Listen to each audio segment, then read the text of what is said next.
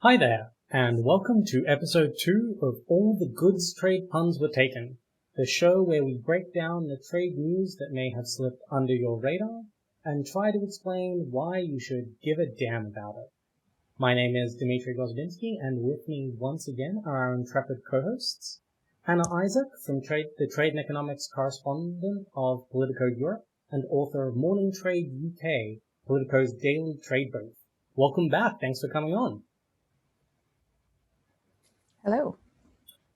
Now, you had a story, I believe, in this morning's newsletter, possibly the previous one. Welcome, little Miss Derry. Thank you for following. Basically suggesting that the UK is now paying all of the money for lawyers. Tell us a little bit about that. Well, it's certainly allocating all of the money for lawyers. It's a bit more difficult to determine how much has actually been spent yet. But it has put aside about £115 million for the next 4 to 6 years in preparation for trade rows, so any disputes that it might have to deal with, be it at the WTO or because of individual trade remedies at a bilateral level, but also for advice for dealing with trade negotiations. It's a really big chunk of money, obviously, but it's already gone up a fair bit. So they started out allocating about 70 million, and now it's gone up already to about 115 million based on what the Treasury thinks is going to be necessary. And that's to keep sort of 18 different law firms, not quite on retainer, but effectively sort of on standby should any issues arise. 18? 18 different law firms, yeah, that's right. It's a lot of law firms. I didn't know there were that many law firms. I'm going to say quite categorically there aren't 18 law firms with the necessary expertise available to them. I think some of them have little bits of niche expertise. Yeah. I think the logic is also kind of because you can have loads of conflicts arising where you do have very few specialists in certain areas. This is a way for sort of pooling the risk of whenever there might be a conflict that could arise, because you could easily end up with those same sets of legal experts being asked to advise the other side in many cases, or having to deal with I've got an idea. Conflict. Yeah, I've got a really good idea here. Let's just double the money and just hire all of the trade lawyers in the world, and then no one can ever sue the UK. No one can bring a conflict. No one can bring a dispute because everyone's conflicted. We've solved Brexit, guys. It's about 3 minutes into the show, and we just leap straight to protectionism, like from the off as well. Which was, but it's white collar protectionism, and no one cares about that. Oh, okay, that's fine. That's fine. Yeah. Speaking of white collar jobs, no one cares about. Sam Lowe is with us. He is the senior research fellow at the Centre for European Reform and author of the newsletter Most Favoured Nation on Substack. Now, Sam, you and I think most of the rest of Twitter have been following the developments of the Australia-UK FTA from our deliberately uncomfortable chairs. There was a period earlier where we thought we might have to declare war and end up being drafted to fight one another, but it looks like maybe things worked out. Yeah, I mean, I've just always thought there probably is going to be a deal with Australia and New Zealand, because if the UK can't do a deal with Australia and New Zealand, then it's got no right to be claiming to be sort of a global free trading Britain. So it feels doable, but it's just everyone sort of over eggs these things. And there was the stupid remarks from last week from some advisor who was bigging up his boss to the Telegraph and accidentally decided to viciously insult her Australian counterpart. But that doesn't really matter. It just comes down to how much access on agriculture the UK is willing to give and how much the Australians and also the New Zealanders are willing to accept, with the slight fun dynamic that Australia and New Zealand would both like to be first. So that also plays into their own little internal political dialogues. But yeah, UK doesn't want to give everything on agriculture. Australia wants everything on agriculture. What's the middle ground? I mean, there is a slight side story to this, but maybe we can get into that another time. I guess the other element of this is that to make things even more complicated around agriculture, anything they don't get in the free trade agreement bilaterally, Australia and New Zealand can try for again in CPTPP. So this is actually something that the UK are trying to get clarified, which is that they want it in writing that what is agreed in the bilaterals is not returned to in the CPTPP negotiation. They want acceptance that this is the end of the discussion on agriculture and not just the beginning. I'm unsure as to whether that will be possible. But there's lots of other side discussions. So I'm just going back to the one I mentioned earlier. There's this issue around conditionality. So I'm going to write about this in the next newsletter, or I'm going to get gazumped by someone else, potentially Anna before then. But one of the issues that has come up is the UK government's Trade and Agriculture Commission, or whatever they're called, has put forward some proposal around the UK can offer tariff and quota free trade access to the UK's agri-food markets on the condition that those trade partners agreed to abide by certain production standards, environmental standards and the like. So the UK is actually, to my knowledge, going ahead with some of these requests as to conditionality, but without one specific bit of it, which is the tariff and quota free bit. So I think they're putting forward this conditionality, but on a TRQ basis. And then the Australians are going, well, we could do this, but we don't want to commit to it. And then the Brits are going, but you can do it without changing anything you do. You just have to commit not to roll back existing levels of protection. And we've sort of got a reverse Brexit on our hands. So negotiation. But anyway, it's one of those just stupid things where in the end, I just imagine they'll just both go, yeah, all right, and work it out. Yeah, I really don't think we need another reverse Brexit kind of conversation going on at once. Given the way certain conversations around Scotland are headed. We're not doing that today. Sorry. No, we have to draw a line somewhere. No. We've got this show. I promise you guys to get the show down in an hour, and I intend to. So we do not open that box. Otherwise we all get hate mail. Okay, well, Sam, we may as well stay with you, cause you've got you've been thinking about our first issue. The EU, as the EU is wont to do, has opened up its inbox and invited people to tell it how to live, in the form of a request to input into its new muscular anti-coercion mechanism. What's anti-coercion? What's going on? So I suppose, just to put it in context to begin with, the EU recently has had a quiet look at itself and decided that over the past decade or so, it's been very naive in its economic interactions with the rest of the world. And it doesn't quite, and well, this is more the Commission view, doesn't quite have the tools it needs to defend itself from all manner of unfair practices. And there's lots of different, this sort of vision has been articulated by lots of different policy instruments. We've got border carbon adjustment mechanism, which we might talk about later. We've got new rules on foreign subsidies, which gives the Commission more powers to sort of intervene when companies act within the single market in lots of different ways, and they're deemed to have been receiving subsidies from someone, and we'll get to that someone. And then there's also this other instrument they're now consulting on, the Anti-Coercion Instrument. And this is the EU looking to give itself powers to levy tariffs and sanctions on a certain country that may or may not be preventing European companies from abiding by EU regulations, for example, supply chain legislations, or putting pressure on certain governments or companies to do certain things.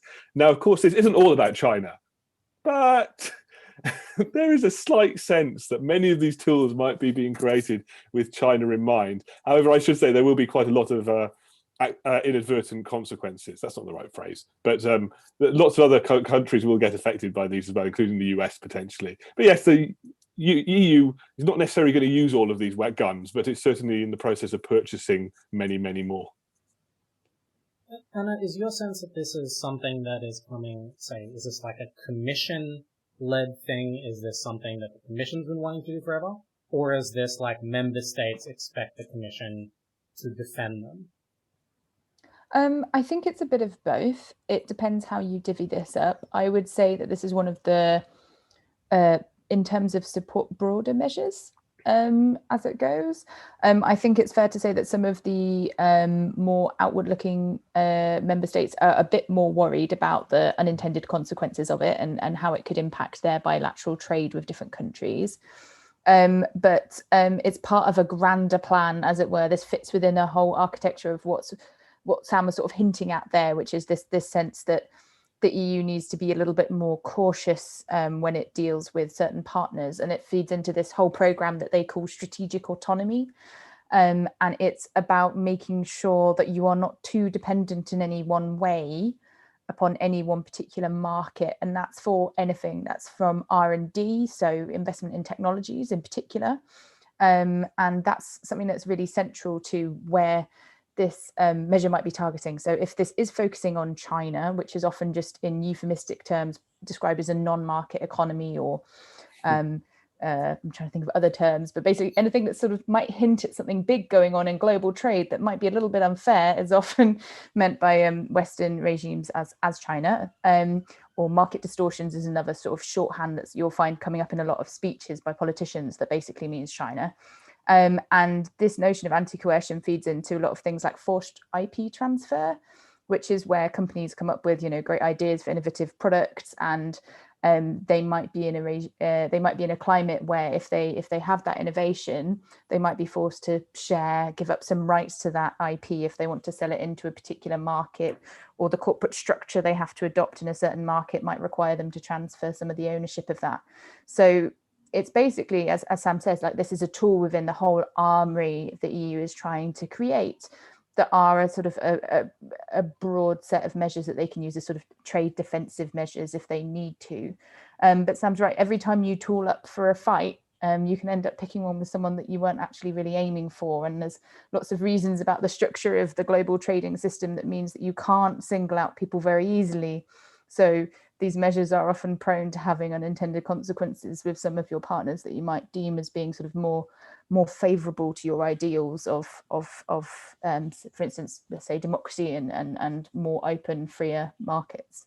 But just to give like a sort of example on that, so take the foreign subsidies instrument. So this is a tool that will potentially give the Commission the ability to intervene when, for example, a foreign investor is taking over an EU company and it's deemed that that investor is in receipt of state subsidies through one means or other, and obviously aimed at China. But what happens if that investor is the Norwegian Sovereign Wealth Fund, right? There's not an obvious answer. It's not definitely there's a problem, but all of a sudden you get lots of other people going, oh, wait a second, this could impact us, and we're a little bit concerned about it. Yeah, there's lots of little tweaks and lots of different bits and pieces of legislation, aren't there, that try and differentiate between what's a sovereign fund, because it might be Norway, as you say, or it might be something like Saudi Arabia, or it might be something like a big nationalized pension scheme. And how do you differentiate between that and something that is essentially indirectly owned by the Chinese government? So it's a minefield that Which has been the problem with kind of Chinese subsidization and Chinese government interference the entire time. If every kind of intervention by the Chinese government into the market was clearly labeled like property of the PRC, and had a clear act of Parliament attached to it, global trade would be a hell of a lot simpler. We wouldn't be having a lot of the debates we're having now. But these complex ownership structures and sort of opaque ways of doing things make it a lot harder. Sam, I guess one final question on this is, it's all well and good to build up an armory, and we've just heard sort of from you both about how potentially you could accidentally end up frightening one of your friends instead of who you're aiming at. But I think the EU more frequently gets the other critique, which is that it will build up all of the nice shiny armaments that it wants in this area. But when push comes to shove, and you have situations like German car factories in certain provinces, or the Nord Stream 2 pipeline, that at the end of the day, when commercial interests clash with other interests, or even two competing sets of commercial interests within the EU member states clash, that basically the missiles will stay in the silos, figuratively speaking. Yeah, but the hope is, to continue with the missiles metaphor, is that you build up this armory to the point at which other people go, well, we don't want to mess with them just in case they use it. The sort of nuclear weapons, mutually assured destruction type approach. Although you do get people sort of, fairly influential people within the EU arguing that in order for the EU to be taken seriously, it is going to have to take a few scalps first. So, but that's why, just moving on to the CBAM discussion, in all likelihood, when it's first introduced, so the carbon border adjustment mechanism, it's likely to be applied quite narrowly if it is introduced to, say, cement or something like that. And that means that you take a pop at, say, Turkey, who everyone's okay with you taking a pop at. Right, but it makes the point that you've got this thing and you're willing to use it, and then hopefully it means that everyone introduces a carbon price and we live in global harmony. but yeah, it's tough. I mean, it sort of drifts out of trade and into geopolitics and geostrategy, doesn't it? Something that lots of trade wonks like to talk about, but something I'm not so convincing on, or convinced I can speak coherently on. Any excuse to quote Clausewitz and Sun Tzu, Sam. Just see the whole board. Military metaphors. Before we get to CBAM and how we're going to save the planet, Anna, something you've been looking at is something that's been completely off my radar. Is this kind of notion of post-COVID-19 remote work and some of the actual, beyond the sort of, it's very exciting that some of us can now do our work remotely, but there are some pretty formidable challenges, or complications at least, coming down the pipe. So, scare the hell out of us. Well, tax. Who doesn't get scared of the word tax? I get scared of the word tax. Everyone gets scared of the word tax.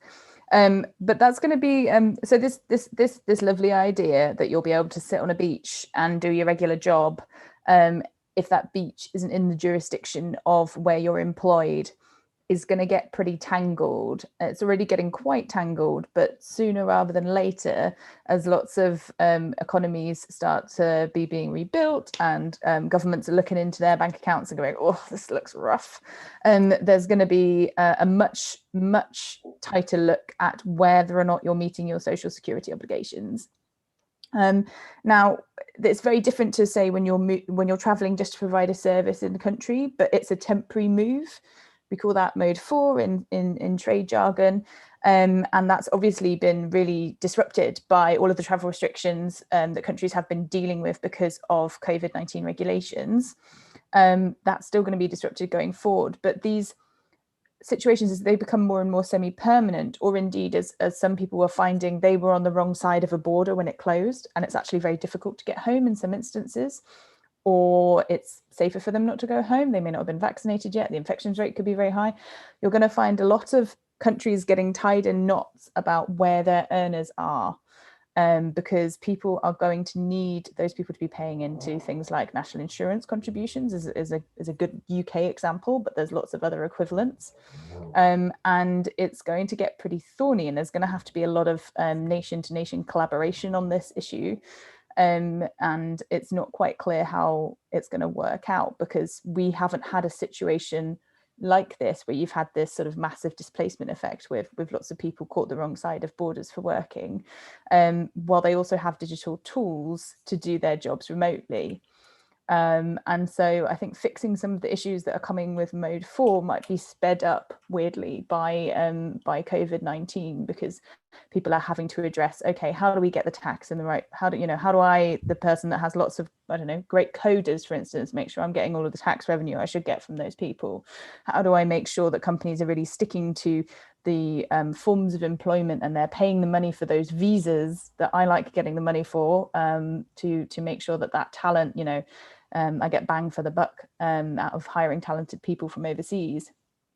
So it's I think it's one of those things where it's very hard to know how it will work out, but it's definitely coming down the tracks as a big trade issue, I think, and it will be interesting to see how it plays out. It's tricky. It must be tricky to monitor as well, right? So for example, we're all having a chat now. One of us is in Switzerland and two of us are in. For tax purposes, I'm in Panama. Right, exactly. So yeah, I'm in the British Virgin Islands, actually, Sam. And of course, none of us are getting paid for this, so there's no issue.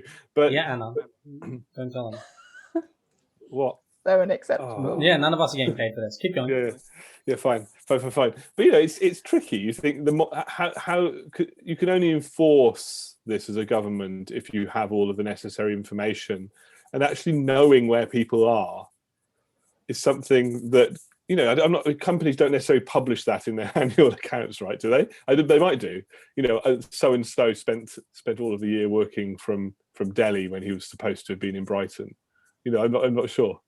Yeah, well, I mean, they certainly try in at a national level. It's certainly true that countries try to monitor it, right? So for instance, the UK-EU trade deal has this 90-day requirement now. So countries do try and keep tabs on it. Because they are trying to make sure that people are contributing in the right place, but also they're trying to keep a control on market access. So I think that will be an example where businesses are already very alert to the fact, and some are already counting days for their employees. So you'll see even before COVID hit, people were thinking, oh, hang on, I can't let so-and-so go, who might be a very high earner, for instance, go and live in, their favoured house overseas for half the summer, because they need to go on business trips half the year. And it won't necessarily be obvious to that national authority whether or not they're on holiday or whether or not they're working, because also they might take their laptop on holiday with them and they might just tune into a few meetings while they're there.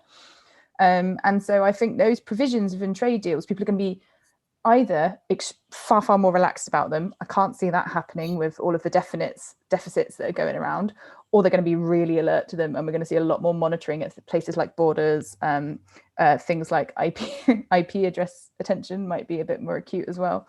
So it's going to be... So when things open up again, and I, as a Brit, am going to Austria, I'm picking the one that I know has some of the least is the least accepting of people doing things like this, to Austria to deliver a paid talk, it's perhaps more likely that I'm going to face some sort of interrogation at the border than I might have done pre-COVID, although in the context of Brexit it was quite likely to happen anyway. Yeah, or the company that you might do it for is likely to face greater penalties from the tax authorities if it isn't straightforward about sending you that money. So it will be the equivalent of HMRC in tax collecting authority in Austria that is going to require that reporting from companies.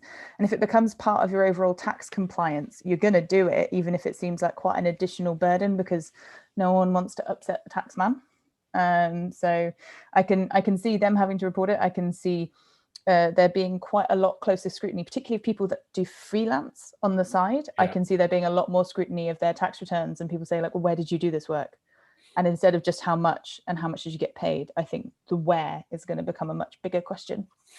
And the fact that you can do it, it is entirely possible that the where was your apartment, but the service delivered was effectively somewhere else.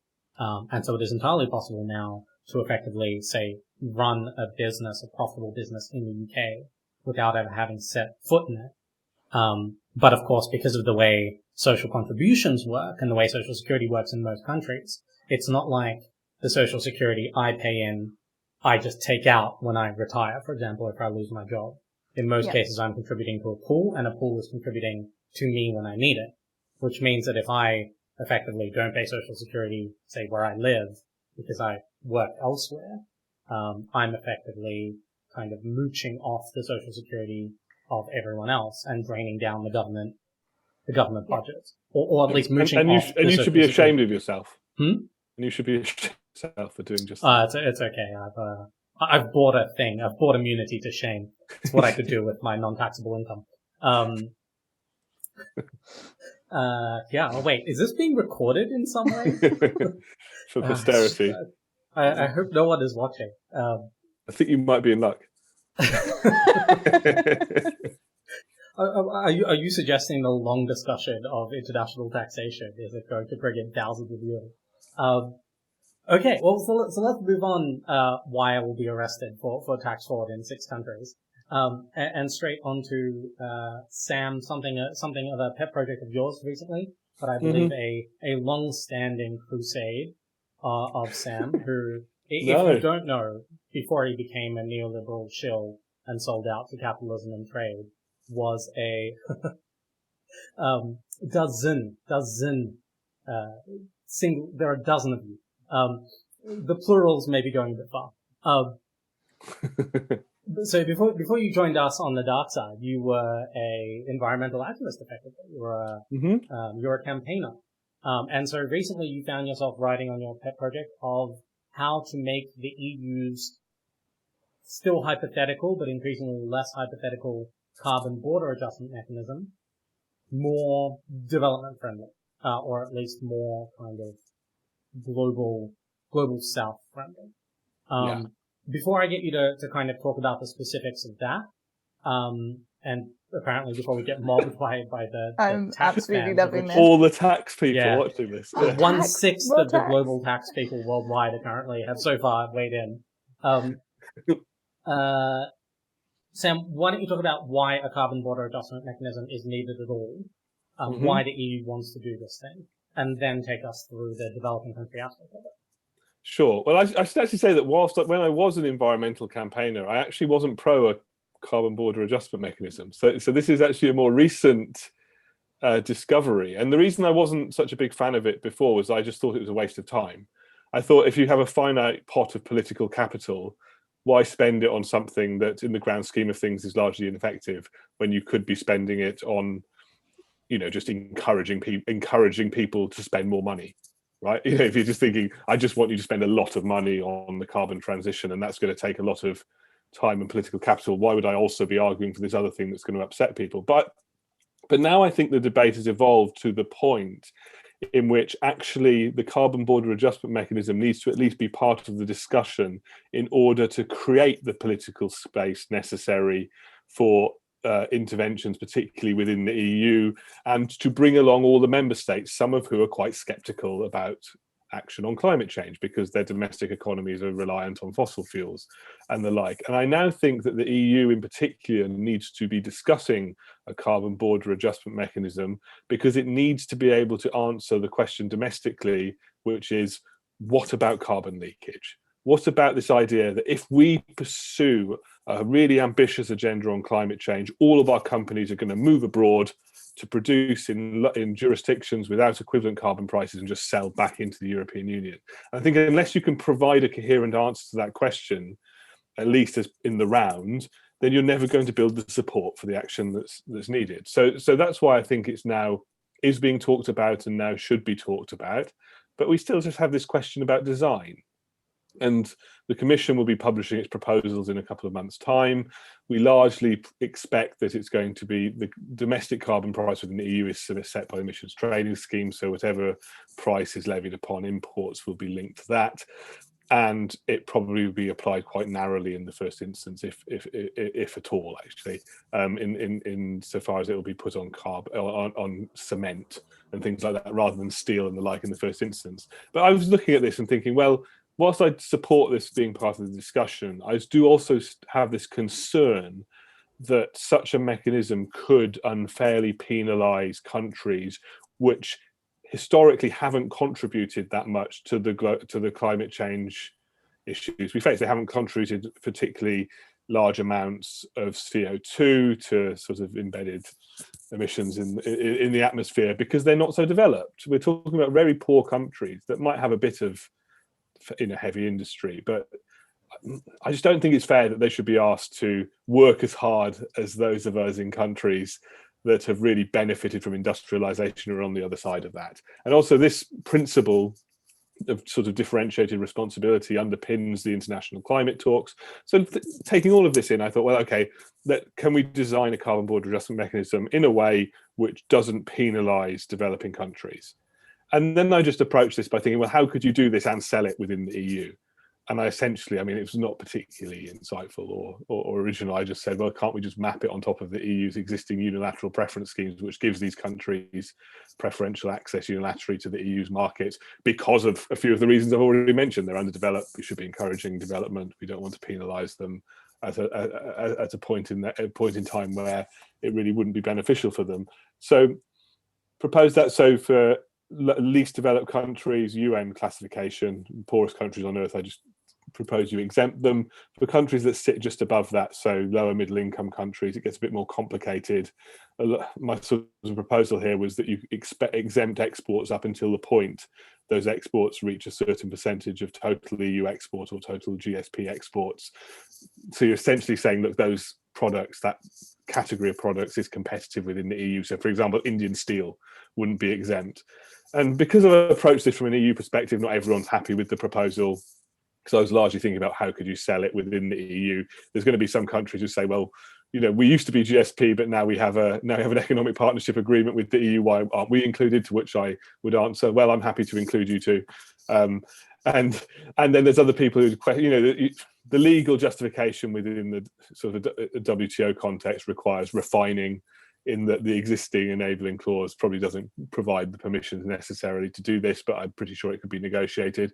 Then I'm also of the view that the Border Carbon Adjustment Mechanism isn't necessarily WTO compliant. That will have to be tested, and this is all going to have to get resolved by negotiation anyway. And in the first instance, if you can just at least design something that's arguable and arguably consistent with your obligations, then at least you're starting from a better place than wherever the US ever goes with carbon border adjustment, which will probably be mental. Anna, you and I have discussed in the past quite extensively this kind of question of developing like special and definable treatment at the WTO. Where do you draw the line? Do you think it's inevitable that in designing not just the CBAM, but sort of all sorts of schemes, wherever trade policy goes next, countries are going to have to draw some fairly arbitrary or fairly kind of rough lines in the sand? And what do you think that means? How do you think that will go? I think this will come down to legal bills, as we started the session discussing. And Sam's very sort of alive to that being a problem. But building it off an existing model is often the best way to avoid that, because people feel like if not principles been established, and that's a very sensitive, oddly sensitive thing in WTO terms when it comes to how they deal with disputes, they can at least say, well, look, here is a system that has to an extent been tried and tested, and it seems to, in an imperfect way, work. So I think that level of it is very smart. I think, as you say, there have always been tensions between this classification and what Sam's tried to do to sort of add a bit of nuance here is not just say, okay, not what is this country's entire GDP, or what is its per capita GDP is probably a better measure. You know, how prosperous is it? Does it have specializations in certain areas that means on some products it's a really big player in the global marketplace, and so can we differentiate on those terms? So I think that's one way to go about it. I think what's going to be really challenging with this, though, is when we're talking about carbon leakage, not for something, say, like a phone or a very complex industrial, carbon intensive as we understand it kind of product. I think it's going to be, like all trade, most sensitive when it applies to things like water consumption and other environmentally high impact issues, which aren't necessarily to do with pure carbon production. But when we look at issues like deforestation, I think that's a good area to start looking at and thinking about when it comes to some of these mechanisms and when it comes to calculations for wider carbon reduction targets as a whole. Because we're starting to see that the realization around where do you say that carbon has come from and gone to, when it's not necessarily a hyper industrialized product, but it is a product that's been very damaging to the environment overall. And so I see that as being something that either needs to be bolted on to the sort of thing that Sam's proposing, or we need to have a bigger calculation about what constitutes environmental harm. So you want to expand this mechanism to sort of I think beyond carbon. I think it's going to. I think carbon will be what comes first, but I think some of the challenges to this as a design will be, well, hang on, aren't you aiming at some of the wrong things here, or aren't you taking quite a narrow view because of the way the countries have reached this, the Paris Climate Agreement, and since we've subsequently seen, especially this year, some more intensive carbon reduction agreements. Aren't we going to find that we're taking too narrow a view in the way we calculate that carbon, and everyone's calculating from a different base, right, with their carbon? So I think once you start seeing things like shipping being added to the mix, as the UK has in its latest carbon reduction target, we're starting to see, well, hang on, how far back down the supply chain do you go when you're trying to make some of the calculations for carbon reduction, and therefore trying to measure this leakage that Sam describes and trying to fix it a bit by saying, oh, we don't want to just outsource all of our really intensive carbon consumption. So we need to have something that also doesn't just completely devastate industry at home because it's trying to do the right thing. Go on. Can we take sort of deal with Martin's question here for a second? I think Martin correctly says that, like, if the model is somebody dumps a carbon adjustment mechanism into the world, implements it, and then effectively tries to get it to a consensus place through WTO litigation, isn't that kind of a backwards way to go about it? Given how long that would take, wouldn't it be easier at least more straightforward or a more logical path to try to come to some sort of consensus, at least among the major players, of, okay, how are we going to do this? And this is before you factor in, I think, I guess Anna's point is, like, there are so many more externalities you could price in to trade than are currently priced in. I would say on Martin's question that, well, it's twofold. There's the, should you introduce a carbon border adjustment mechanism unilaterally and then try and just sort it out legally afterwards, because that's going to take a long time? Well, yes, it will take a long time, but in the meantime, it will be in place. So if your objective is actually to incentivize change within your own territory, which is actually the main reason it exists in the EU context, it's an internal debate, as many trade policy debates are, but also to provide some incentives abroad, then at least it's there and you can sort out the legal justification afterwards. But insofar as would it be better to just agree a decarbonisation strategy at the multilateral level so that you don't need a unilateral measure like this? Then yes, of course. And I think ultimately this is the EU's hope. As with the other instruments we discussed earlier, in the ideal world, the EU talking about this will incentivize others to introduce their own carbon prices, and the EU can potentially take a fairly liberal approach to equivalence, I would say cautiously, and only ever bring this into play as a threat when countries are really messing around. So it's a bit more like the Anti-Coercion Instrument than something that's applied universally, and it just keeps everyone on track and holds them to their commitments. So you can view it in different ways. But yes, multilateral would definitely be better. But then the question just is, what if that isn't possible? I would add, just on your point, Sam, that kind of from a negotiation standpoint, in dealing with the EU and the US, their modus operandi is like their internal approval processes are so complex for something like this that by the time the EU or the US has something that's managed to get through either all of the agencies in the US or all of the EU member states, they tend to turn up at something like the WTO and be like, here's this thing. Like, you can quibble with it if you want, but oh my god, please don't, because it's been so hard to get through. But Anna, throwing it back to you, but also for Little Miss Dairy's question on, did you picture deforestation being part of the CBAM? Did you picture it as a separate thing? What was the vision you were alluding to? I picture it as either being a separate thing included or a problem that can bring the CBAM down, which is that where do raw materials fit into this structure? Because they can be a little bit more difficult if you're dealing with an adjustment mechanism that might deal with both raw materials, if simply by gathering those raw materials you've had a big carbon impact, but also finished goods. I think that can be quite challenging, and is already quite challenging when we look at the different ways some preferential tariffs are applied for less developed countries. So a country might be extremely competitive when it comes to selling in its trees, but it might be the only thing it has to support its whole economy. So there's lots of different, I can see there being some issues with what's an input, what's a finished product, how dependent is an economy on a particular good, even if it is in selling that good pretty competitive. So I think it will be a challenge, and I especially see sort of raw materials and commodities being one of the bigger ones, in the same way that we've seen perhaps commodity interests slow down some of the efforts to calculate carbon budgets in the first place. For instance, everyone understood that we needed to have a tax on petrol because it's what you drive a car with, and we know that causes pollution, but it's taken, say, 20 years really to think about shipping in the same way. The deforestation point's really interesting if you kind of picture it, because if in order to produce a product, in order to produce the raw materials that went into a product, you had to, say, grow a whole bunch of cotton, right? And to grow that cotton, you had to clear cut a huge stretch of, say, the Amazon.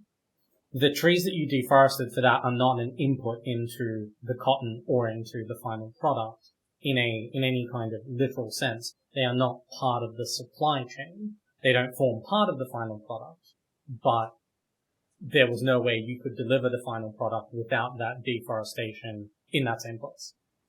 So the deforestation was part of the cotton production, but it wasn't really in a supply chain sense. So one thing I would say though is that these are sort of hypothetical at the moment, in that the EU is only going to be able to apply a carbon border adjustment mechanism to products which face an equivalent carbon price domestically, and at the moment that we sort of define that as covered by the ETS. So I think lots of the products that we're sort of discussing here, or the outputs, wouldn't fall under that right now. I think the difficulty arises, you're about to correct me, aren't you? The difficulty arises if, for the most part, if we're talking about, say, deforestation largely, that's largely an agriculture issue, which the European Parliament would love to expand the carbon border adjustment mechanism to agriculture, just to acknowledge that.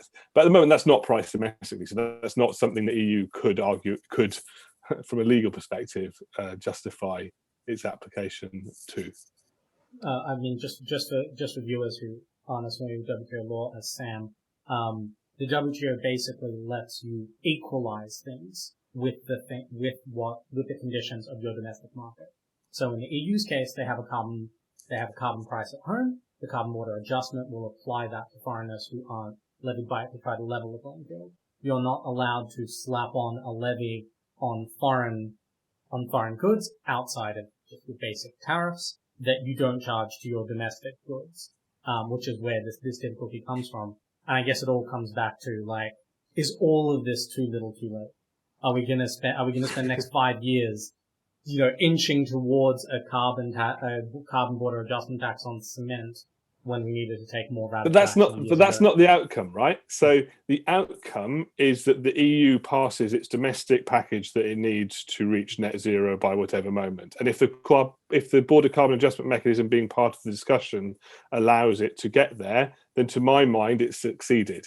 I don't actually care if it ever comes into existence, just from a personal point of view, so long as it creates the political space necessary for action. Because I'm of the view that, my hippie roots, that this action needs to be large and come quickly, and anything that helps that happen is beneficial. I mean, I'm still not convinced a border carbon adjustment mechanism will ever actually appear in practice. It could easily go the way of the financial transaction tax. So your kind of vision is the notion of a border adjustment tax helps the EU get its emission trading scheme domestic legislation right, and then the specter of a potential carbon border adjustment prevents leakage, because anybody thinking of moving production overseas knows that at any moment this no, so it's more cynical. It's more cynical than that, because I don't actually think carbon leakage is a huge issue. I think it could become one in future, but at the moment there's no evidence to suggest it has been. Most of the offshoring of carbon, I would argue, has been driven by China entering the global market and just globalization in general and low wages. I don't think it's been driven by environmental legislation. So I don't. But Poland doesn't believe me. Germany doesn't believe me. And I do think it could become an issue in future if the EU's carbon price is really much higher than the rest of the world's. So I'm more just arguing that this is a necessary part of the political economy that allows Poland, Germany to be convinced that they need to shut down their coal-fired plants, they need to transition away from those, that they need to turn on the fiscal taps, and that they need to actually really pull their weight, probably to a greater degree than much of the rest of the world is going to do. And I'm just trying to create that space, but with the caveat that I still want the border carbon adjustment mechanism, if it does come into effect, to be designed well and to be designed properly. And so I'm working on the basis of it could come in and it needs to be designed well, but I don't mind if it never does, if it opens up all of the actual outcomes we want. Because if ultimately if it comes in and it is effectively some form of disguised protectionism, or it is seen as kind of rebuilding the walls between North and South, that sets everything back. Yeah, it's just distracting and pointless. Yeah. So actually that gives us the sort of notion of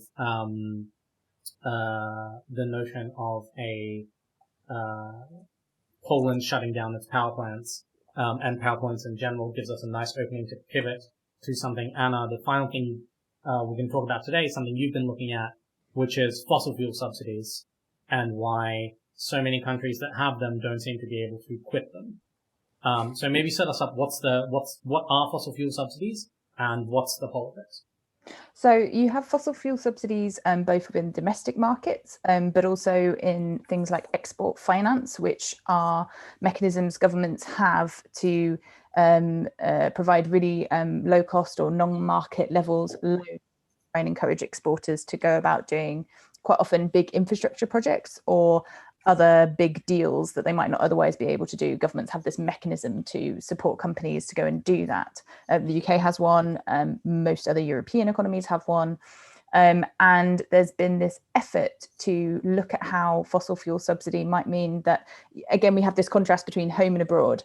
So the UK on one level will be saying like, well, we don't do that activity here, but and everyone's sort of very pleased by that and we'll pat ourselves on the back. But then it might transpire that actually we have funded that kind of activity via export finance in, say, Mozambique.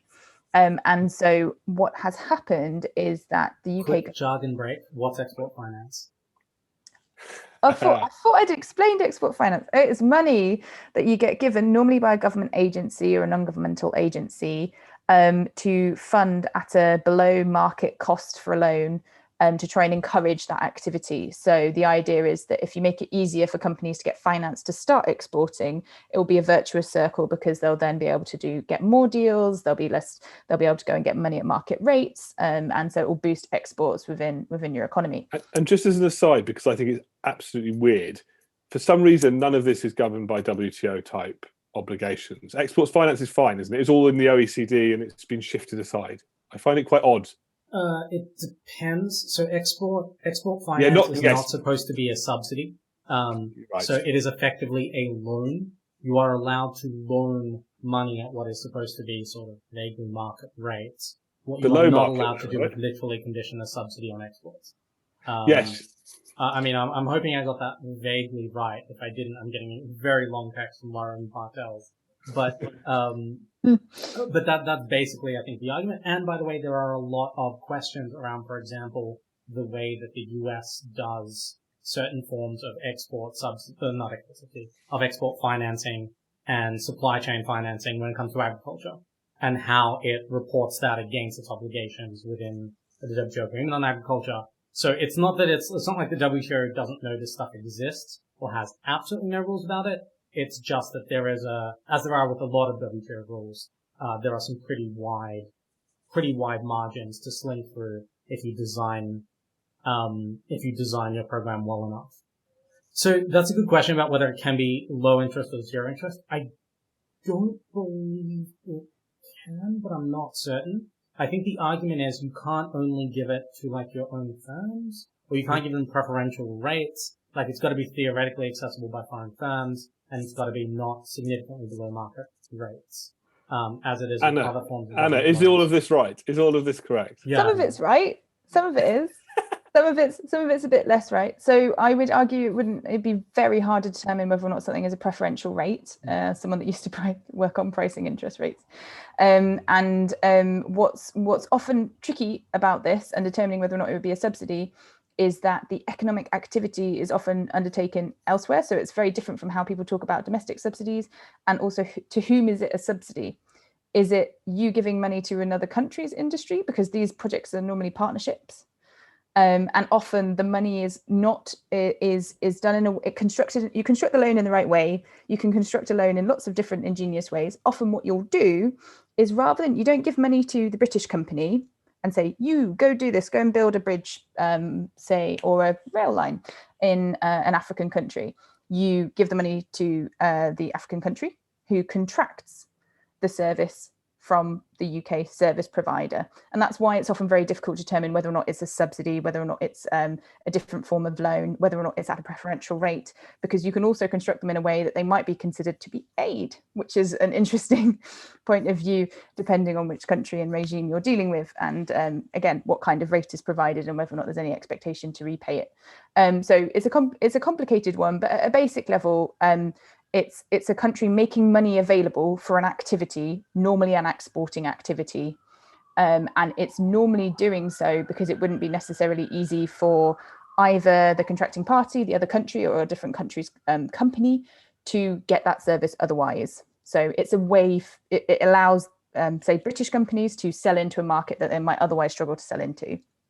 And that's pretty clearly laid out in terms of how the UK government defines it. But what's happening is that lots of these projects have been projects that you wouldn't have been allowed to undertake in the UK because of the environmental implications.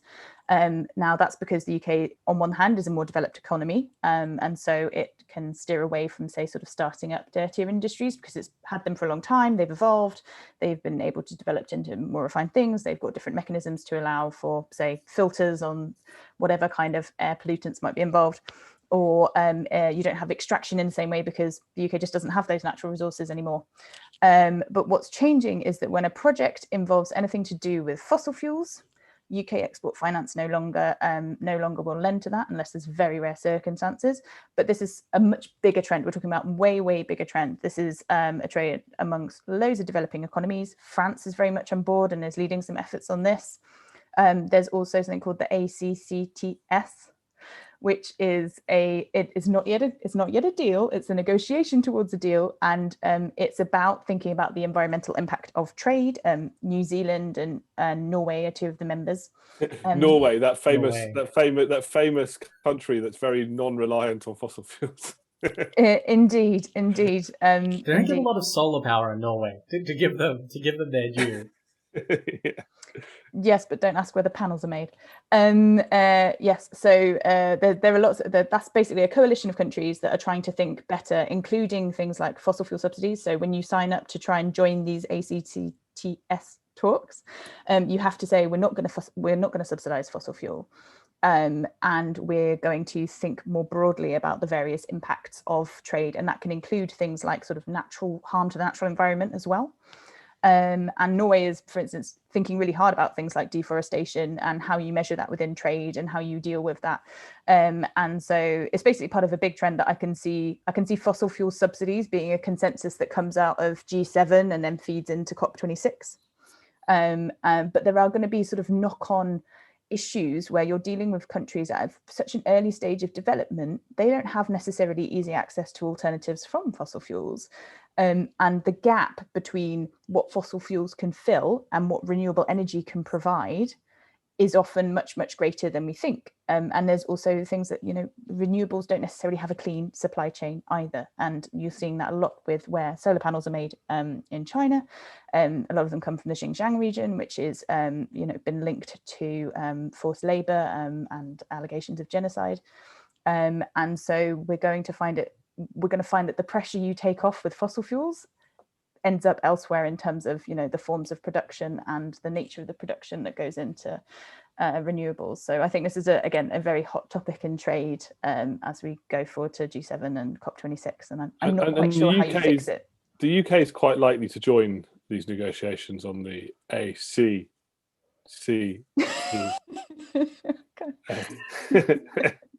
Yes, it's been tooling around for a while.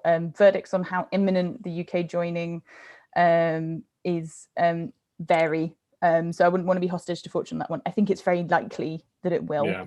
I think it's got a little bit of comms coordination to sort out this year in terms of when it tries to sort of show off about it. And I think that might be the biggest issue just now. Plus also perhaps wanting to do it once it's either immediately before or immediately after it gets a deal, particularly with New Zealand over the line. Are you saying in the wake of Chairgate with the Australians that they're being much more strategic with their media management? I think there are some definite media strategists within the trade department, and there are some different thinkers. Yes, iconoclasts. But I think they should double down, and I don't think the visiting New Zealand minister should even get a chip. I mean, it seems to work. Just on this notion of fossil fuel subsidies, because I think it's a really sort of fascinating question of what constitutes a fossil fuel subsidy. I think a while back I vaguely remember, I don't know if they still do, but Indonesia had a direct subsidy for fuel costs that went directly to people, effectively, to pay for, I believe it was oil, basically petrol, both to heat their homes and to drive cars.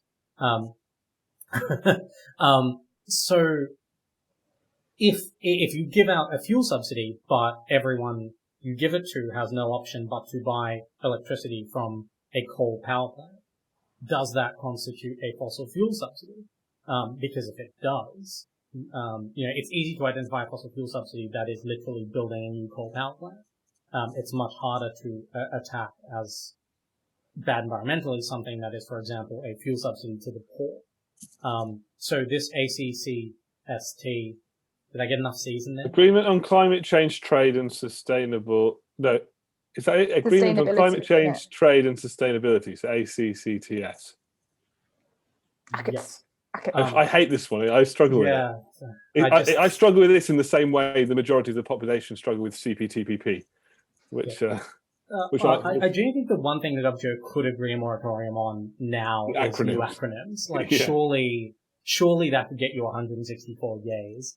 Although they're technically not acronyms, right? There's something else. I got corrected on this one. A pedant. Yeah. Yeah. Mute. Yeah. All right. So let's throw that complexity out there. We've got about 3 more minutes left before I let you go on the hour as promised. Sam, any final thoughts? They're called initialisms. Initialisms. There you go. Yeah, there we are. That's what they are.